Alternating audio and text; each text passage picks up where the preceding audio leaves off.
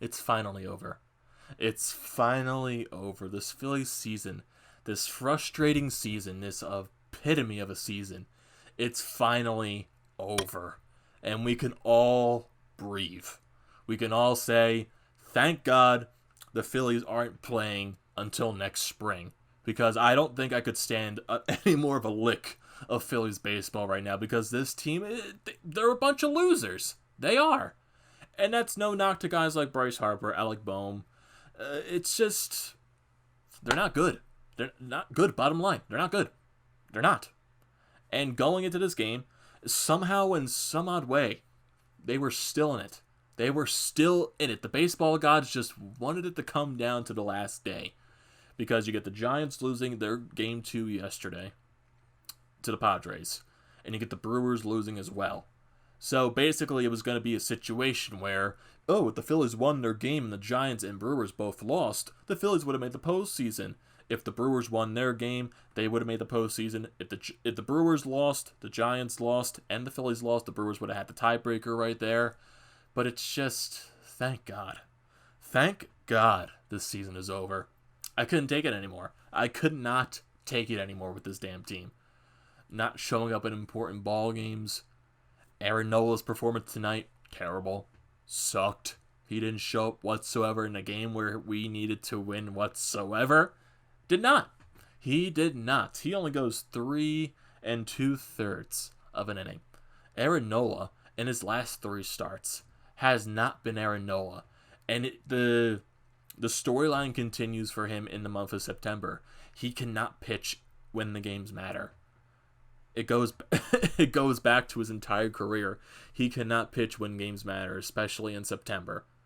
Last game against the Washington Nationals, didn't have his best stuff. The prior game against the New York Mets, didn't have his best stuff. Especially this game tonight, could not go past 4 innings, did not have his best stuff. Couldn't command his fastball, couldn't locate it, couldn't locate the curveball.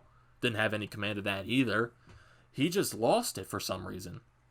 He just completely lost it. And the offense today, goose egg, a dud. This team looked lifeless. And I do feel like when I said losers, it's kind of harsh. But I feel like the losers term goes more towards the front office. Because Matt Klentak, he is a loser. He does not deserve to be a general manager in Major League Baseball. And just...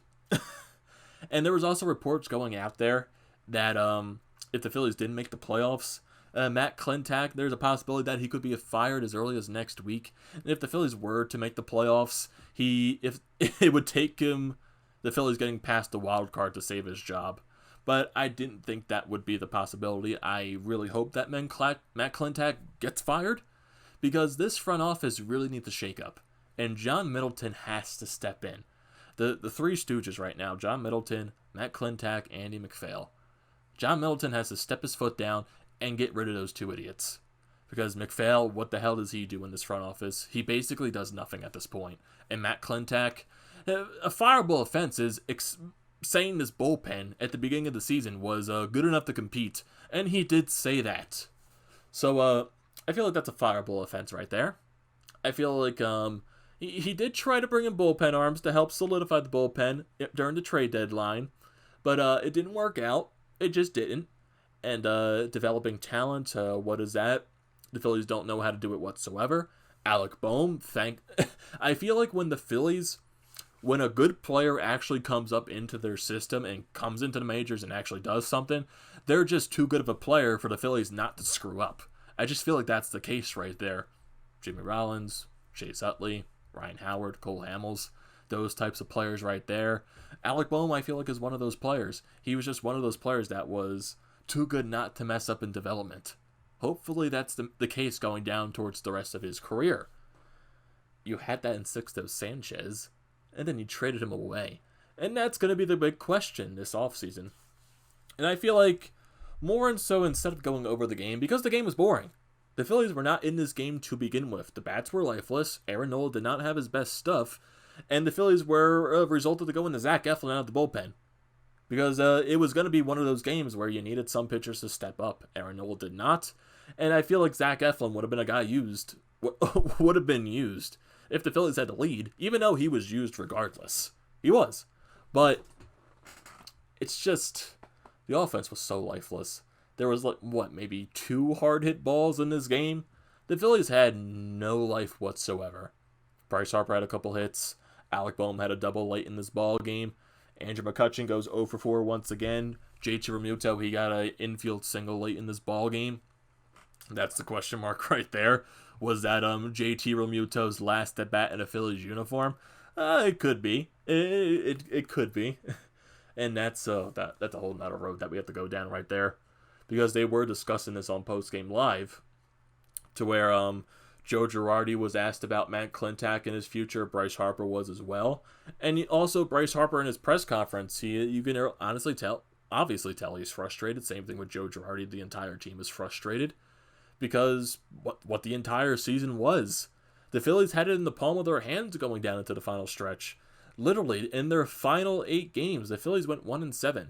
And honestly, they only needed one more win because that's how badly the other teams that were involved in this wild card race sucked. The Brewers suck. The Giants suck. And the Phillies literally, if they won at least 1 or 2 more games, I'm talking about games in that National Series because that's another series right there that basically defined what was going to happen at the end of the season. If the Phillies got 1 or 2 more wins in that series, they'd probably be looking at a wild card spot right now. It's kind of a tough pill to swallow right there if you're the Phillies players. Where was the life in that National Series? Where was the life in this series at all? Especially in this last game. There was nothing. They had nothing left in the tank. Absolutely nothing. And going back to that question mark, Bryce Harper was asked about what does he think the Phillies' primary goal should be or primary thing to do this offseason. Talking about especially JT Realmuto, re-signing them somehow, some way to fix this bullpen. And Bryce Harper was going off on how bullpens should be developed from within. And he was talking about guys like Connor Brogdon, who was electric going towards the end of the season, especially in these past few games against Tampa Bay.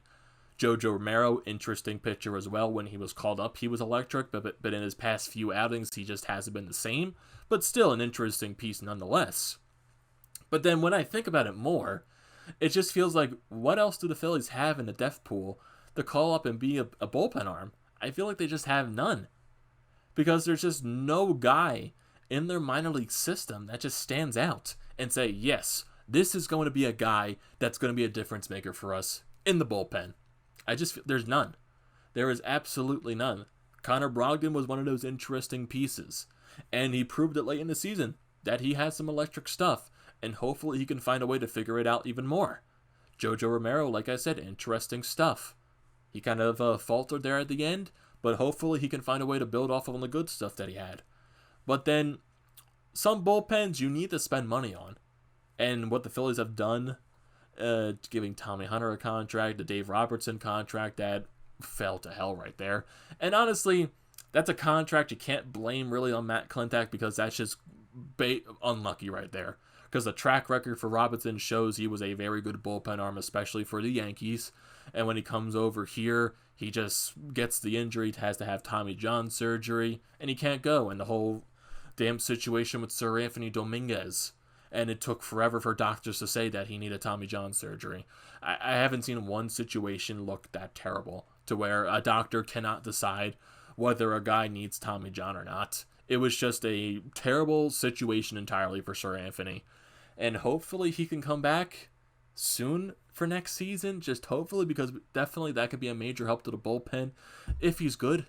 Because you just can't guarantee anything with this bullpen, because it felt like every guy that went into the bullpen this year, whether it was someone brought in from another team, whether it was called up, they were just put in a place to fail.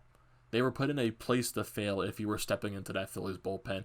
It just felt like it, because every team that was facing the Phillies, all they had to do was get to the bullpen, and they were confident enough that they can win the ball game. And that was the major summary of this entire season. The bullpen sucked, and everyone knows it. The Phillies this year, they lost 8 games when they were leading by 3 runs or more. They lost their 8th game when they were on Friday against Tampa Bay, a game that they could have won, but they blew the game once again. Games against Washington, blown. Games the entire season blown due to the bullpen messing up. And just sometimes it felt like the offense, when we got those couple of runs that we probably needed to tack on a little bit more, we just couldn't get the job done. In today's ball game, Phil Gosselin had the bases loaded and he grounded out when he also did swing a ball forward on the previous pitch. And you could tell in that ground out, he throws his helmet down because he knew he swung a ball for. He just knew it, and that could have been one run for the Phillies right there. Maybe it could have been something different for the ball game for the next batter to come up. And there's also other question marks for this team too. Like I said, going back to the JT Realmuto situation, when Bryce Harper was asked about him, Bryce Harper is going to say he wants JT back. He's been saying it the entire season, going back to the summer training, when he was screaming during the simulated games at the top of his lungs to sign JT Realmuto. Bryce Harper wants him back. The entire team wants him back. But right now, the ball is in JT Realmuto's playing field. He has his own decision to make. And there's definitely going to be teams that are going after him. And JT, it's his decision to make. Does he want to return to the Phillies? I know there's probably some cases where he wants to come back here, play with the teammates that he's been playing for the past 2 years. But does he want to catch this bullpen once again? It's his own option. There's going to be teams that are throwing money out there. The Mets, they've been rumored the entire season to, if JT Realmuto went out in the free agency, they were going to be one of the teams giving him a big offer. Teams like the Yankees, they're also in the mix as well. There's a ton of teams that are in the mix to try and get JT Realmuto. And on the percentage chance of the Phillies re-signing JT, I love JT. I want him back in a Phillies uniform. I do. I just don't feel like it's going to happen. I just have this strong feeling that it's not going to happen, and I feel like a lot of other people do as well. Maybe it's a 50-50 chance that he does come back to Philly and plays here, but then there's a whole other problems that we have to work with. The front office. Is John Middleton going to step his foot down and do something about this front office? Get an actual GM in there, get an actual president in there that can actually build a ball club properly. And maybe if John Middleton does fire Matt Klentak, brings in a new guy, maybe they can work something out with JT Realmuto, maybe sit down and discuss with him what he wants. Maybe something can happen right there. But then also the bullpen. The bullpen needs major work. And then you're also looking at positional needs as well besides catcher. Center field. What's going to be the problem right there? Who's going to be our starting center fielder next season? I'm kind of done with Roman Quinn. Scott Kingery, it's questionable as well. Do you want Scott Kingery as your everyday center fielder? I don't think that's going to be the case. Or do you throw in a guy like Adam Hazley, put him as the everyday center fielder? There were instances this season where Adam Hazley proved he was the better player out there in center field. And I feel like sometimes he was underutilized. There were a lot of situations this year where he wasn't put in the lineup. And there were situations where he did get big hits when he pinched hit. So I feel like maybe Adam Hazley is the guy you push more going into next season, or maybe you look in someone, maybe for a trade, free agency or something like that. Shortstop is a major question mark, major hole to fill right there, because Didi Gregorius, he only signed that 1-year contract, and he had a really good season, so he's going to be demanding some money on the market. I would love to have Didi Gregorius back. He was a major clutch guy for us this year, and he played a really good shortstop as well. I would love to have him back, but the question mark is the front office willing to spend the money on him, depending on which front office it's going to be? Is it going to be the Matt Klentak front office? Or it's going to be someone completely different entirely? Hopefully it's the latter half. And then also, second base. What do you do with second base right there? Gene Segura, does he come to everyday second baseman? Because Rhys Hoskins, he most likely will be back next season, hopefully healthy enough. And then maybe you put Alec Boehm as the everyday third baseman. Maybe that's the case right there, but who goes at second base? Is Kingery going to be your everyday second baseman, even though he had a very abysmal year? I do feel like his abysmal year is coincided that he had COVID coming into before the season started, so maybe there was an effect right there that just made him struggle the entire season. But eventually, there were a lot of other players too that went with COVID, like maybe close to what Scott Kingery went with. Freddie Freeman was a guy. He was at an above 100 temperature right there, and he's in the NL MVP race right now. So there's a question mark right there with Scott Kingery. Gene Segura, is he the everyday second baseman? There's question marks right there, major question marks to fill, and also like I said, there's also question marks to fill in the bullpen, the starting rotation as well. I do believe this was the last year of Jake Arrieta's contract. So what's the starting rotation going to look like next year? You know Aaron Nola and Zach Wheeler are locks. You just definitely know it right there. And I hate saying this. I hate bringing up this conversation, but is Aaron Nola your true ace? Is he? Because in big situations at the end of the season, he didn't pitch good. He did not pitch good whatsoever. So there's major question marks right there. Zach Wheeler, it felt like he was the better out of the bunch right there. He was one of our best pitchers this entire season. Zach Eflin, he's definitely going to demand some money in arbitration this year because his contract expires and he's up for arbitration rights as well. So, in the way he pitched at the end of the season, because honestly, he was the only pitcher that actually stepped up for us in his final few games at the end of the season. So, he definitely is going to want some money on the arbitration rights right there. And does he argue himself for maybe a third, fourth spot in the rotation? And then what's the rest of the rotation going to look like as well? Does Spencer Howard, does he crack the rotation after the abysmal year that he had? Do the Phillies give him a chance to probably work out the mechanics, work out how to pitch in the major leagues? Or do they put him down in AAA and just... That's also depending on what happened next year as well. And then who does your fifth starter go to? Do the Phillies look out in free agency, maybe go and try to sign another pitcher? Maybe do they work the trade market? Do they trust other people within? Because honestly, I don't trust the other people within to come up and actually make a name for themselves. That's just, I feel like, is unrealistic with this team and the way they draft and develop people. I just don't see it at all. And just, it's a major question mark right now. Because with other teams in the NL East, the Braves, they're the best team in the NL East, no doubt. And they're going to be a great team for a long time right here. They got a good core. The Marlins, they shocked a lot of people this year. They did. And they have a lot of young players too. And maybe if they do something in this postseason, maybe they build off of that and become a good team down in the future as well.